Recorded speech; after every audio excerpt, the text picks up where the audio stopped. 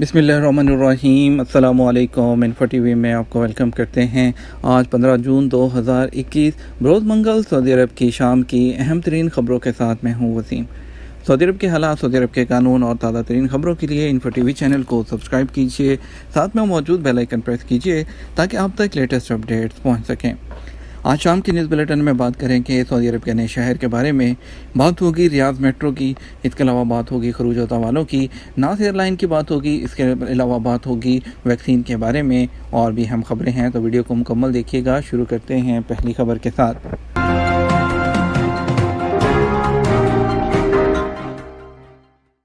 سعودی عرب کا نیا شہر جو کیش لیس ہوگا۔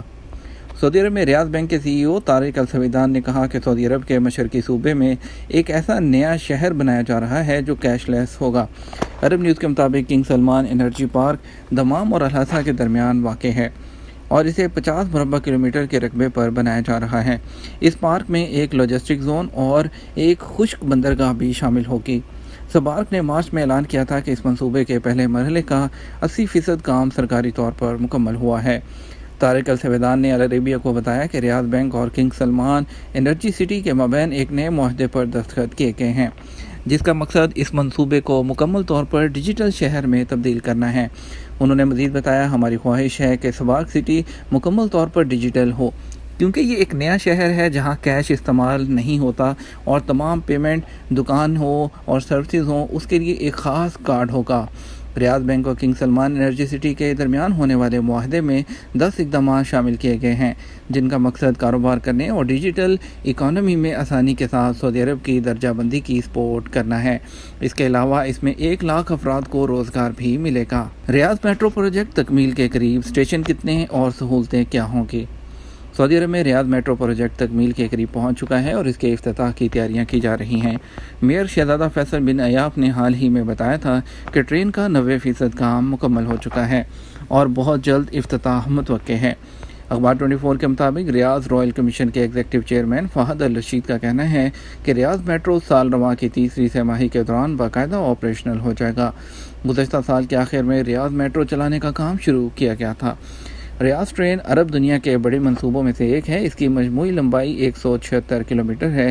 اس کے 85 اسٹیشن ہیں۔ ریاض شہر کے بیشتر مقامات تک ٹرین سروس مہیا ہوگی۔ اس کی کاسٹ کا جو تخمینہ ہے وہ 84 ارب ریال کے لگ بھگ ہے۔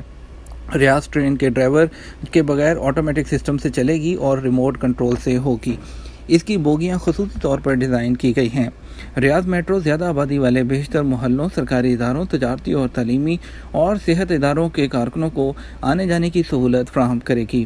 کنگ خالد انٹرنیشنل ایئرپورٹ، کنگ عبداللہ مالیاتی مرکز، ریاض کی بڑی یونیورسٹیاں، کنگ فہد اسٹیڈیم، شہر کے مرکزی علاقے، پبلک ٹرانسپورٹ سینٹر اور اس کے علاوہ سیاحتی اور تفریحی مراکز میں اس کے اسٹیشن ہوں گے۔ پہلا ٹریک جو ہے وہ پیلی لائن، جس کو کہتے ہیں العلیہ، البطحہ، الحائر پر مشتمل ہوگا اور یہ 38 کلومیٹر لمبا ہے۔ دوسرا ٹریک ریڈ لائن ہوگا، یہ کنگ عبداللہ روڈ سے گزرے گا اور یہ 25.3 کلومیٹر لمبا ہے۔ تیسرا ٹریک اورنج کلر کا ہوگا، مدینہ منورہ روڈ اور امیر سعد بن عبد الرحمن اول روڈ سے گزرتا ہوا اور یہ 40.7 کلومیٹر لمبا ہے۔ چوتھا ٹریک یلو لائن، یہ کنگ خالد انٹرنیشنل ایئرپورٹ سے گزرے گا اور یہ 29.6 کلومیٹر طویل ہے۔ پانچواں ٹریک گرین لائن ہوگا، یہ کنگ عبدالعزیز روڈ سے گزرے گا اور چھٹا ٹریک جو ہے وہ بنفشی لائن، یہ عبد الرحمن بن عوف روڈ، شیخ حسن بن حسین بن علی روڈ سے بھی گزرے گا۔ ریاض میٹرو کے تمام اسٹیشنوں کا ایک ڈیزائن ہے اور یہ ماحول دوست ہے۔ بجلی کی 20% ضروریات جو ہے وہ سولر انرجی سے حاصل کرنے کی اور اس کے علاوہ وائی فائی ٹیکنالوجی بھی اٹیچ کی جائے گی۔ کئی اسٹیشنوں پر تجارتی مراکز اور کھانے پینے کی اشیاء سمیت کئی سہولتیں فراہم کرنے کے مراکز بھی کھولے جائیں گے۔ ریاض میٹرو ٹریکس 4 بڑے اسٹیشنوں کو کراس کرتے ہیں، شمالی ریاض کو جنوبی، مشرقی اور مغربی ریاض سے جڑے ہوئے ہیں۔ 5 بڑی غلطیاں جو حادثات کا سبب بن رہی ہیں۔ سعودی محکمہ ٹریفک نے کہا کہ شاہراہوں پر 5 بڑی غلطیاں ایسی ہیں جن کی وجہ سے ٹریفک حادثات رونما ہو رہے ہیں۔ محکمہ ٹریفک نے آگہی پیغام میں کہا کہ ان غلطیوں سے بچنے کی صورت میں ٹریفک نظام زیادہ آسان اور محفوظ ہو جائے گا۔ سب لوگ مناسب وقت پر اپنی منزل پر پہنچ سکیں گے۔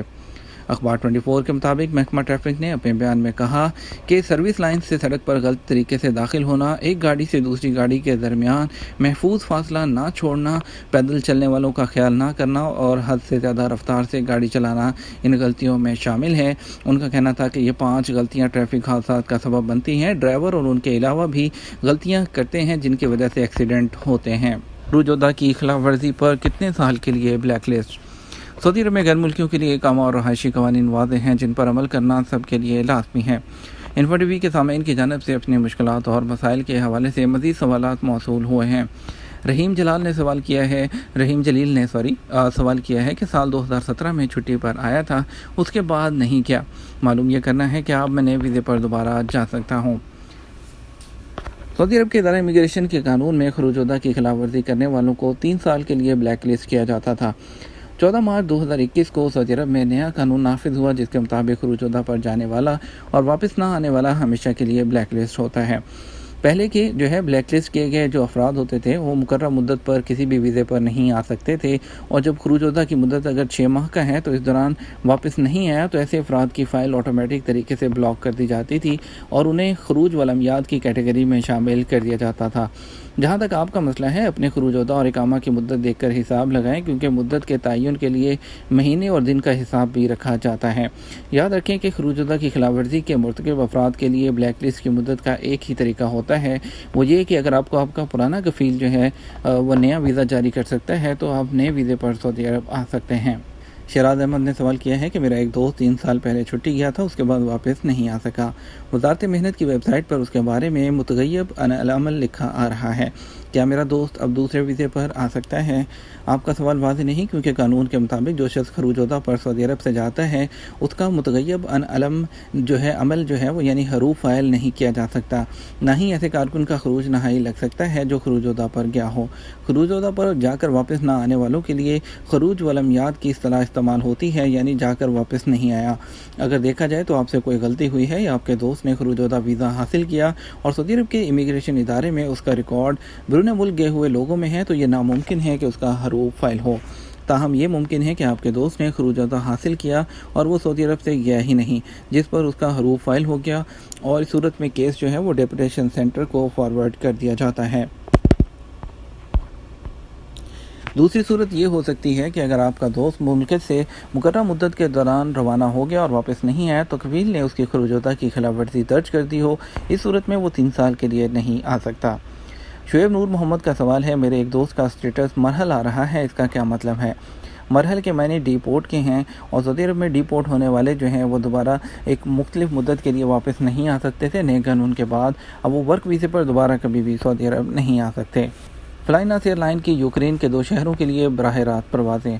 सऊदी अरब की फ़ज़ाई कंपनी नास एयरलाइन ने रियाद से यूक्रेन के एक और शहर लफीफ के लिए बराह रास्त परवाज़ें चलाने का ऐलान कर दिया है। सबक वेबसाइट के मुताबिक 3 जुलाई 2021 से हफ्ते में 2 परवाज़ें रियाद से लफीफ के लिए होंगी। उससे पहले नास एयर ने 2 जुलाई से जद्दा से यूक्रेनी दारुल-हुकूमत केफ के लिए हफ्ते में 3 बराह रास्त परवाज़ें शुरू करने का ऐलान किया था। नास एयरलाइन ने, जो मशरक़ वस्ता की बड़ी कमर्शियल फ़ज़ाई कंपनी है, यूक्रेन जाने वालों की बढ़ती हुई तादाद के पेश नज़र नई परवाज़ों का फ़ैसला किया है। यूक्रेन के हुकाम ने सऊदी शहरियों को वीज़े से इस्तिस्ना दिया हुआ है। नास एयरलाइन 2021 के दौरान कई नए एयरपोर्ट के लिए परवाज़ें शुरू करने का प्रोग्राम बनाए हुए हैं। मौसम गर्मा के दौरान नास एयरलाइन 13 एयरपोर्ट के लिए परवाज़ें चला रही है। सऊदी अरब जाने वाले 18 साल से ज़्यादा मर्दों को आज से एस्ट्राज़ेनेका लगाने का फ़ैसला। पाकिस्तान के वज़ीर आज़म के मुआवन ख़ुसूसी बराए सेहत डॉक्टर फैसल सुल्तान का कहना है कि सऊदी अरब जाने वाले 18 साल से ज़ायद के मर्दों को एस्ट्राज़ेनेका वैक्सीन लगाने का फ़ैसला किया गया है। तो उन्होंने बताया कि आज सऊदी अरब ने एस्ट्राज़ेनेका सऊदी अरब जाने वालों को चाहिए तो वो लोग किसी भी पाकिस्तान के जो कोरोना वैक्सीनेशन सेंटर्स हैं वहाँ पर जा सकते हैं, और वहाँ पर जाकर आप अपना जो पासपोर्ट है और जो अपने वीज़े की कॉपी है वो दिखाने के बाद आप लगवा सकते हैं। तो उनका कहना था कि अगर आपके इलाके में तो एस्ट्राज़ेनेका दस्तयाब नहीं है तो लोगों को चाहिए कि वो बड़े शहरों में जाएँ और वैक्सीन लगवाएं। उनका मज़ीद कहना था कि आलमी इदारा सेहत अपनी मंजूर शुदा वैक्सीन दुनिया में तस्लीम कराने को यकीनी बनाए। उसके अलावा उनका कहना था कि तमाम लोग इस वक्त एस्ट्राज़ेनेका 40 साल से जो कम उम्र के अफराद हैं वो भी लगवा सकते हैं, और फाइज़र वैक्सीन वो सिर्फ कमज़ोर क़ुव्वत मुदाफ़त रखने वाले और जो पेचीदा जो बीमारियां हैं उसमें मुब्तला अफराद को लगाने का फ़ैसला किया गया है। اس کے علاوہ جو آسٹرازینیکا ویکسین ہے اس کے بارے میں ابھی جو 40 سال سے جو نیچے کی عورتیں ہیں ان کے بارے میں ڈیسائیڈ نہیں ہوا پاکستان میں، تو ان کو جو ہے ابھی تک جو ہے نہیں لگائی جا رہی۔ یہ تھا ہمارا اب تک کا نیوز بلیٹن۔ آپ مزید خبروں کے لیے رات 12 بجے کا نیوز بلیٹن دیکھیے گا۔ اس کے ساتھ آپ سے اجازت چاہیں گے، ویڈیو کو لائک اور شیئر کیجیے گا۔ آپ کے قیمتی وقت کا شکریہ، اپنا خیال رکھیے گا۔ السلام علیکم۔